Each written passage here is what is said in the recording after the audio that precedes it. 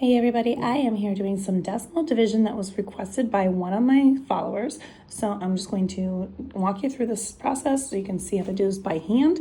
So we have a divisor and a dividend, and what we're looking at when we're trying to get rid of decimals is we take the divisor number and we want to move the decimal over to make it a whole number. So in this case, I'm going to move that 2 spots over, making the number now 512.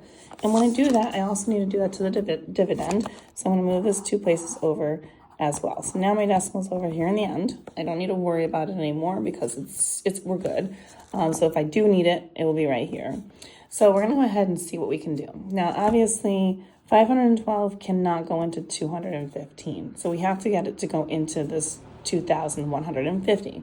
So when I'm looking at trying to figure out what possibilities for division would be, I usually would look at that and I would say, okay, well, what would go into like the first couple of numbers with this number? So 5 can go into 21 4 times. So that's usually how I estimate when I'm trying to multiply and figure out big numbers like this and then see what happens. This is going to be 8. This is going to be 4.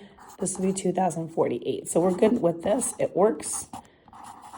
And if I did any more, I'd be over.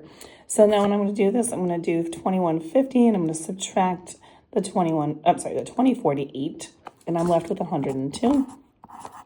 And then we're going to bring that 4 down, and then we're going to see what happens there. So again, when you're looking at trying to multiply, you've got this number right here, and we're trying to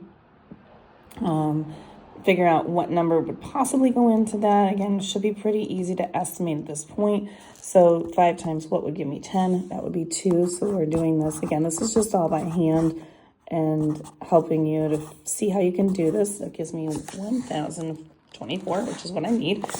And it will help if I put the numbers up here. This is 4. And then this would be 2. So this goes in perfectly, no remainder, and we are good to go. If you want more questions like these, find them on my YouTube, Instagram, and TikTok at YouWantAlgebra. All of these are going to be located in the rational numbers section of my playlist. And if you have more questions, please feel free to let me know in the comments. Tell me how you feel about what things you need, and I'll gladly help you.